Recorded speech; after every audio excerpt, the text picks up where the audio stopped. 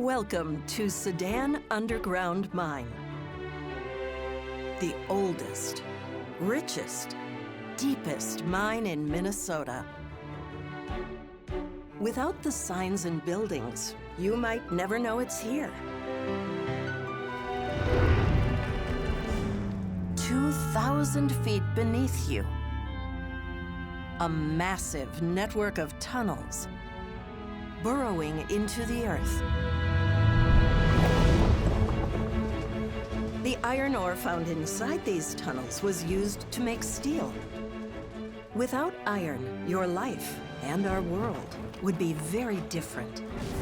Ore, in the form of steel, is in everything from cars to skyscrapers. There's even iron in your cell phone.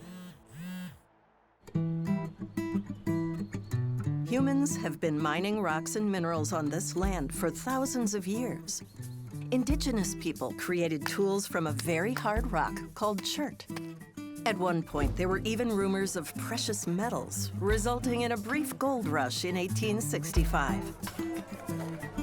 Indigenous people live and have lived on the land now known as Minnesota for centuries, and they've long known about the iron ore that's here.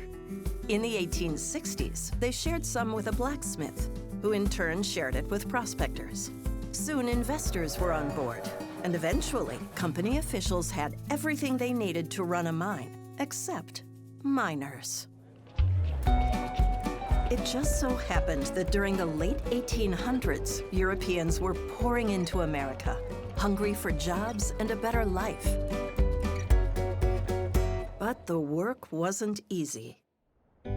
When Soudan first opened, miners were above ground, gathering ore close to the surface. They tried to open pit it. They were killing too many people with walls caving down.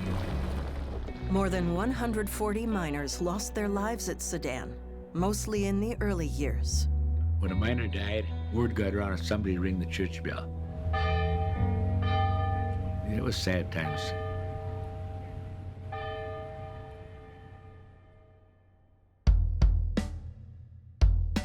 Miners pushed on, moving underground, carving tunnels to reach sprawling veins of ore buried below, toiling to provide a better life for themselves and their families. You were just drilling holes. You loaded them up and blasted, and then you'd pull the ore into the chute, set up and drill some more. Dirty, dusty, and smoky, dangerous. You didn't know when something was going to come down. Miners wanted to improve their working conditions. I went down there in 1927, and I didn't get a vacation until 1937. Another day's vacation. They tried forming a union. No other mining company would hire if you try to organize. If you went and spoke about union, you might as well pack up and leave. Eventually, miners found success, securing better pay, benefits, and hours. Above ground, language and culture often divided the miners, their neighborhoods, and even churches, segregated by nationality. When I was a kid, we didn't come up on this end of town because all the Slovenians lived up here, and they were tough. And all the Swedes and the Finns, we were down on the other end of the town. There was tension, prejudice.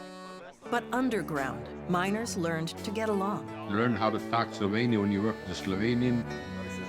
A Slovenian have to learn how to talk fit. Their work, their lives depended on it. One phrase was understood by all. Fire in the hole!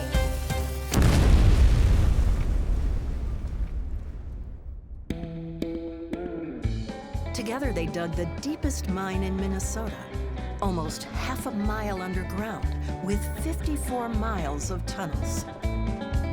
Over the years, technology improved, the work became easier, and Soudan became one of the safest mines in the state. It was a good, safe place to work, and we had very few accidents. It was a close-knit family of miners, yes. It even had its perks. It was cool in summer and warm in winter. When it's 40 below outside, you wouldn't have to fight the cold weather. Miners and their families were proud to live and work in Soudan. Men worked in the mine and made a good living for their families. I would wait by the shaft for my father to come up at noon, and I'd have a hot pasty. I could hear that cage coming up, and I'd be so happy when I'd see my father step out.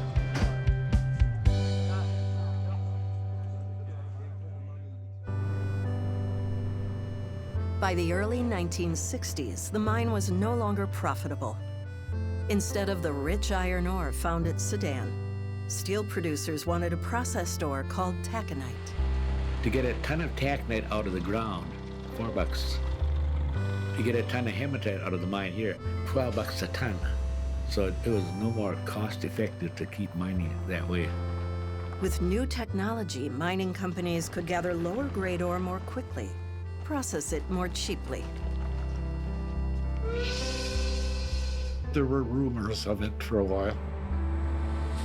I think I was on day shift, and there was a guy from Duluth that came in and hollered, "I want your attention. Mine's going to close down on the 15th of December. It was nice, 2 weeks before Christmas. Soudan mine closed in 1962, laying off its last miners. I stayed on there till they closed. When the mine closed, I hauled the last load of ore on the Soudan stockpile. The last load.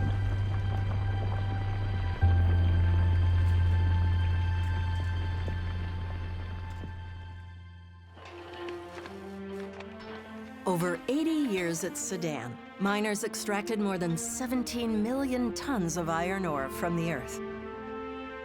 The mine created thousands of jobs, allowing immigrants and their families to live better lives.